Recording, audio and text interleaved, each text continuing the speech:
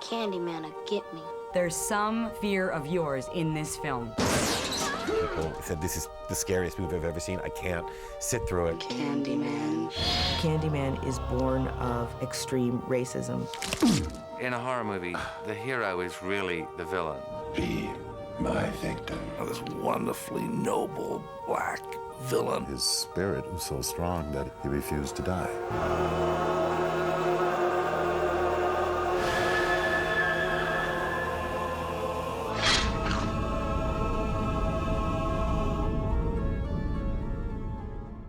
An urban legend is a story that everybody feels that they've heard it from somebody who was just 1 degree removed from the source of the story. My friend heard it on the radio. It's true. These stories have actually no basis in fact, yet people believe them with a passionate intensity. They obviously represent some kind of fundamental and profound fear that people have about modern urban societies. Urban legend is sort of like fairy tales for the city. They play on our most basic fears. I read a book by Jan Brunvold called The Vanishing Hitchhiker. Brunvold, I think, was the first person to collect these stories together and coin the term urban legend. I think the most powerful ones tend to be the horrific ones. I remember being told the variation on the hook-handed man who escapes from the asylum. I was the little Boy Scout who, around the campfire, was called upon to tell the ghost story. That's what I did. I wasn't very good at putting up tents, and I couldn't cook bacon, but I could tell, a scary story. Bernard based the screenplay for Candyman on a story from the Books of Blood collection by Clive Barker. It was called The Forbidden. The core of the story was about the journey into this crypt lair where this urban legend lived. The woman who was exploring it met a very grim ending. It's set in Liverpool, it's set in my hometown, which is a very tough northern working class city in England. It was and remains a very violent city. In the 60s, horror fiction started to look at an urban environment as being the place that you could really scare people. The Gothic context, the romantic castle, was not going to be as scary for most audience members as the streets of a darkened city. My grandmother warned me, I remember, of going into public toilets because there were men who went around the public toilets and cut the genitals off little boys. This was difficult for a 4-year-old to take in. It terrified the wits out of me. That is actually the origin of the Candyman. I was writing about the experience of horror. This was about why we write these tales, why we hear these tales. This story was about itself. Your death will be a tale to frighten children, to make lovers cling closer in their rapture. It's a beautifully written short story. I think it's one of Clive's best. Bernard had read the story in the Books of Blood and approached Clive and had come into contact with Propaganda Films, which was the production company that I was allied with then. They had agreed to hire him to write a feature-length adaptation. Prior to Candyman, I made a film called Paper House, which is an extraordinary film that really was able to conjure up a sense of deep dread. I think Bernard did a masterstroke when he transposed it to America, inner city Chicago. Chicago seemed like a very just a dynamic place. And so I went there to do some research and looking for a setting for the film, and that was how I came across the real housing project at Cabrini Green. In finding the contemporary equivalent of the haunted house, he chose to go into the projects. People are frightened of the wrong part of town. What's with the arsenal, Bernadette? We're only going 8 blocks. I grew up in Chicago. I knew about Cabrini Green. You didn't even drive by Cabrini Green. I won't even drive past there. Heard a kid got shot there the other day. The whole nature of the murders that happened in Cabrini Green coming through the bathroom cabinet was based on some real murders that happened. In American society, the class barriers were drawn along racial lines, especially in a place like Chicago. The average white person does not ever have to go to Cabrini Green. You know, the average white person doesn't ever have to go to South Central. You don't have to know about us. We have to know about you. The fear that somehow there are parts of the city you can't venture into and all that is largely irrational, but it's very real and it's very palpable. He tapped into something by making that Candyman's current home. I hear you looking for Candyman, bitch. There are 2 big blots in American history. The first one is the massacre of the Aboriginal Americans, and the second was slavery. Essentially, those two events aren't tangential to American history, they are the real history of America. My grandparents would talk about lynchings and being chased by the factions of the KKK. In a horror film, you can address things like that, which if you addressed them in a straight drama, all the corporate naysayers go, oh, no, we don't say that. In a horror film, it's like, oh, it's just some garbage, some bloody nonsense for the kids. In the original story, the Candyman is all kinds of colors. Bernard had to argue strongly for being allowed to make the Candyman black. There had been black horror movies before Candyman. They had tend to be very campy. I think one of the things that Bernard did is really make this character have some real nobility. Be my victim. The whole point about the Candyman is that he's a representative of people who are oppressed, but he himself is very sophisticated, very educated and very elegant. He's a romantic figure. I think that gave him a kind of tragic, wounded hero quality. The idea of a monster who is aware of his tragic dimension, his pain, his alienation, is something that comes along with Gothic fiction.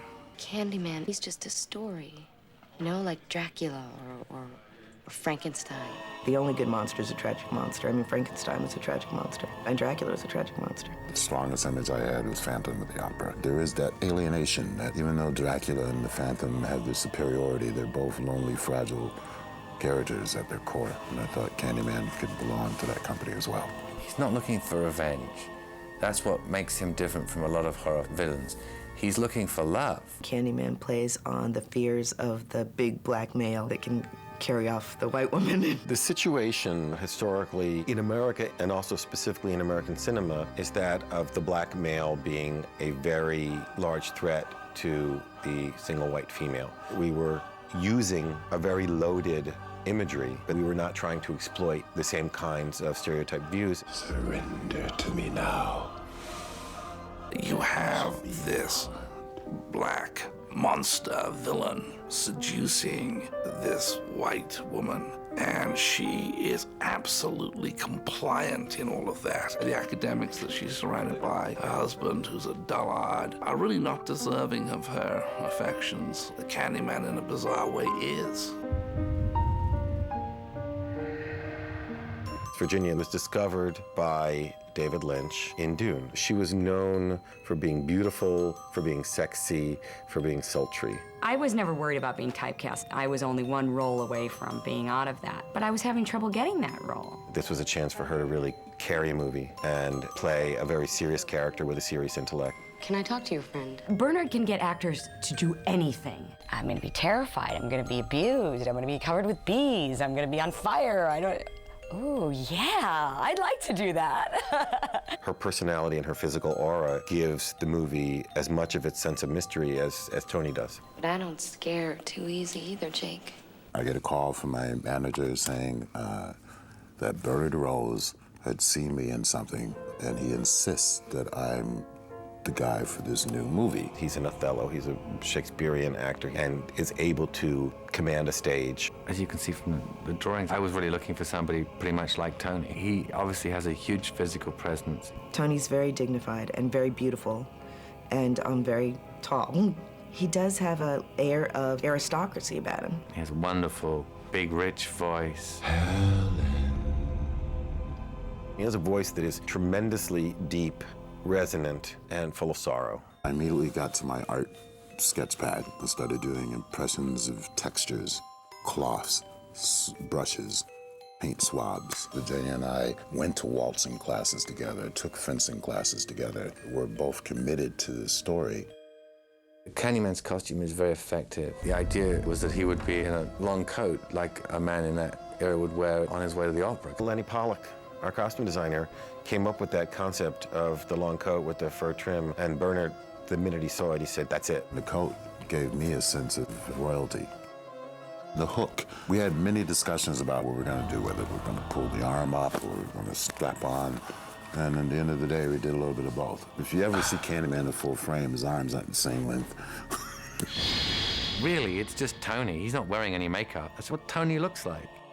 The Cabrini Green exteriors were shot in Cabrini Green and the stuff in the stairwells, but it was not a safe place. It was a place that the police did not have control over. There were like 4 to 5 different warring factions of gangs surrounding the place. There were some challenges that involved dealing with the local gangs, making sure that they were on our side. Well, they had to pay off people. Bernard just hired the gang. We did make a point of picking up local kids, both because it'd be good to give them a job and give them some money, and also because it helped our credibility. You could really see that they were little kids. They were just teenagers. We all on drugs, right? We do build a mythology of what we expect in the projects. And there were, we ran into just a lot of families. It went very smoothly, and then at the end of our last day there, somebody from a rooftop put a bullet into the camera truck. And it just came through the roof of the camera truck and lodged in the floor. We moved as quietly and as efficiently as we could, and we left. But until we had all the trucks out of there, I was sweating. Bernard's a bit mad, And Bernard's, wacky. He is a very original soul. He'd be twisting his hair and kind of talking like this. Running around twirling his hair going, more blood, more blood, more blood. Madness. How does somebody react when they see the monster? Are they going to be like Fay Ray and go, ah? It's very annoying to watch people screaming. And it's a fucking horrible noise, too. I came for you. How do you really respond to an alien creature? Do I know you? Bernard came up with the idea that for any scenes where Virginia was going to come into contact with the Candyman, he decided that it was best to actually hypnotize her. When she saw him, she would be hypnotized, like as if in a trance, as if no longer really in the real world. We went to a hypnotist, Bernard and I. He indeed put her in a trance. And while she was in the trance, he gave me a key word. If I would say the word to her, she would slip back into the trance. 2 days later, I just tried it to see if it would work, and lo and behold, it did. She went. Bernard, I think, didn't know whether I was just getting really into character or whether he'd really been able to do it. And I think he finally realized when he had to, snap me out of it, because I was just sort of sitting there. I went on set, and Bernard said everybody has to be completely silent and everybody has to move down to that end of the set. Everybody, that means you, Mr. Producer. Bernard was making gestures in the air in front of Virginia. Once he would start hypnotizing me, I was not very aware of my surroundings. I really couldn't see the crew. I could see the lights, and all the lights became very, very blurry because my pupils would be dilated. And pretty much the only thing I could hear was Bernard. So in those scenes, if you look at her, her eyes don't blink and they go completely red. She's in a trance. There was, I think, one day where she didn't really remember the entire day of shooting. And I think that pissed her off a little bit, so she didn't want to do it after that. Keep away from me! By the end of it, I was like, you know what? I can't do it anymore, Bernard. Don't come near me with that look on your face, because I'm not going under. As the producer who was watching the clock, do I really believe that Virginia would not have been capable of the same performance simply being told to act hypnotized?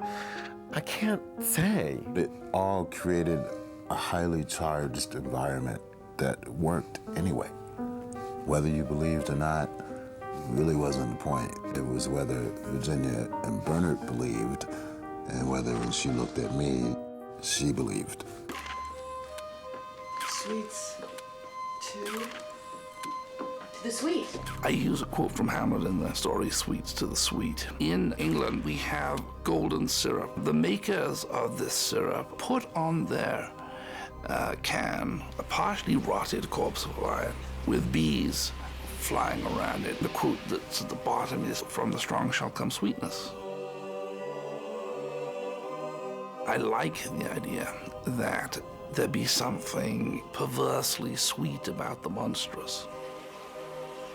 Bernard is insisting that we have real bees on set. The bees were organized by a very clever man called Norman Gary, who we'd first seen actually on the Johnny Carson show, performing covered in bees. He played the clarinet. I really felt that he knew them by name. I mean, he loved these creatures. He built an apiary on the roof of the studio, and they were all living up there and having a little hive and everything. Bees don't really have much sting until they're like 24 hours old. So he would hatch them. They would look like full-grown bees, but they'd only be 12 hours old, so they couldn't really sting you. Working with bees is never easy because they don't follow directions. When we had to do the bee sequences, we had to tent in the set so that they wouldn't all escape. And of course, it's quite difficult to work with bees indoors in artificial lighting because their instinct, when there's like film lights around, is to fly straight for the lights, which of course is rather bad news for them because then their wings burn off. They're angry now, so they go looking to take some vengeance. And if you happen to not have your pant legs taped down, they crawl up your pant legs and come up and sting you on the bollocks. On some of our bee days, we actually had a representative of the ASPCA on the set, which didn't make everybody very happy because you knew that a couple of bees were going to inadvertently get smacked or stepped on. Virginia, of course, we discovered in pre-production, was hyperallergic to bee venom. When we had any scenes with bees, there would be an ambulance on the soundstage and paramedics behind the camera, and I was like, it's a vote of confidence there. I had to meet with the bee expert. Through my education of bees, I learned not to be afraid of them. Norman had developed this queen bee pheromone, which you could put on a person or an object, and the worker and drone bees would be attracted to it as if you were the queen, and so they would protect you rather than sting you. What he does is he puts little tiny dots of pheromones like wherever the bees are to go. Then he stands up above you with basically a jar full of bees and kind of goes like this, and they go and they like fall on you. And that's the only moment where you go, bees, bees. Then they start to spread out and they start to move around, and that part's okay because they feel like little tiny Q-tips all over your skin. The moment when Candyman first opens his mouth and the bees are there, I knew that that was something cinematically that just hadn't been done before, so I wanted to be able to do it. Literally, all he did was put a little mouth guard in Tony's mouth so that he couldn't swallow them. And then he would say, okay, there's no better way to do this but to scoop it in your mouth. And then I'd have to close, and then I'd wait for Bernard to do his thing with Virginia. He has the bees in his mouth. He was stung 3 or 4 times, even though they were supposed to be young. I guess some of them didn't like being in Tony's mouth. And then at the end of it, Norman and his assistants would have basically those ready vacs and scooping them up. Norman was very humane with the bees, and he developed this little suction thing that he would suck them back into a little box and take them back up to their dressing room on the roof. Candyman.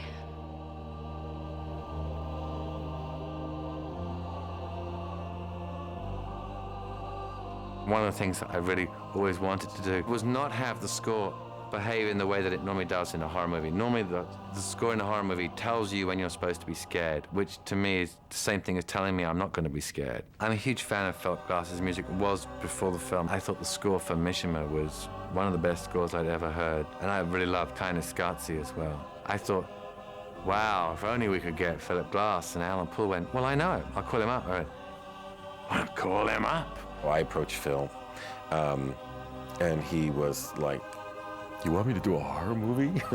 I showed him a very early assembly. Phil really liked it. Bernard was very articulate about all the various metaphorical angles that he was working and why the rhythms of the film would work perfectly with the rhythms of Phil's music, and Phil was sold. I said, I really would like to do the movie with very limited orchestration, and in fact, it's written just for piano, organ, and voice. A couple months after the film was released, I got a phone call from Phil, and he was like, Helen, you made me do a horror movie. We started submitting to the MPAA, and they kept coming back with an NC-17 rating. They don't like spurting blood. It wasn't the beads, it wasn't the shot cuts. It turned out it was just a question of what bodily fluid was squirting in what direction. I remember on the first night of Candyman, the guys from Propaganda hired a limo, and we all just went around from cinema to cinema just to see how it was playing. It was playing the same way wherever we went. People were yelling at the screen. There were huge screams. People were running up the aisle because they couldn't take it anymore. Stop! Stop! Audiences had a blast. Audiences were terrified out of their seats. Scared of something. They wanted something serious. They wanted to be scared. Either you hated this film or you thought it was a masterpiece. At the time when we were Finishing the film was a time of tremendous racial tension in Los Angeles. We actually had a test screening that was scheduled to happen the day that the Rodney King riots broke out. Because the Rodney King thing was going on while we were finishing up on the picture, there was an anxiety that it was going to seem racist. I don't think it's that surprising that there would be some level of controversy. It's a black monster terrorizing a white woman. I knew you'd come. Inner city urban audiences who, from the get-go, liked the movie. Rather than regarding it as any kind of detriment, it was helping the movie play.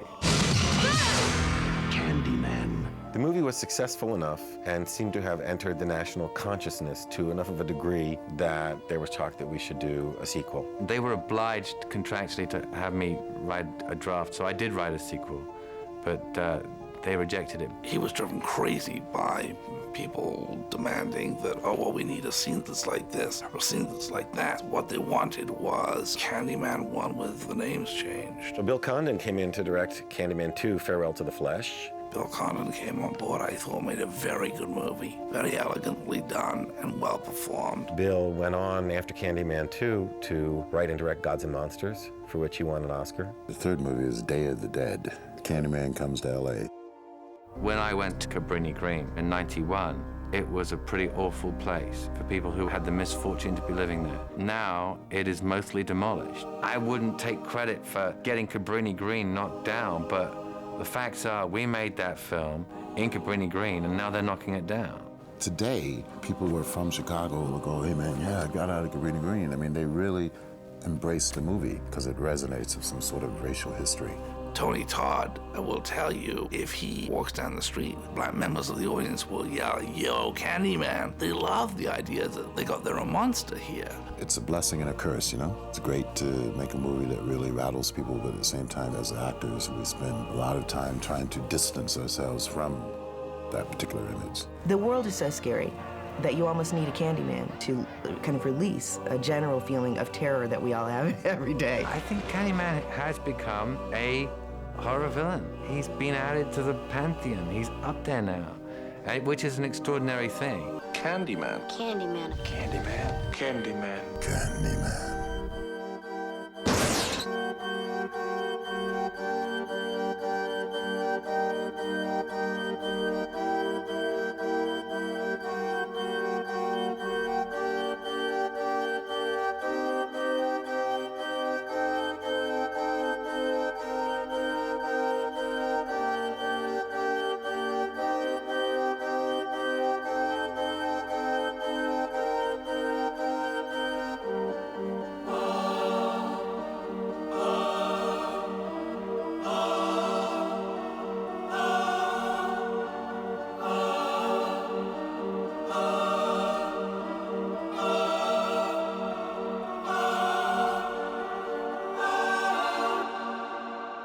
Ready?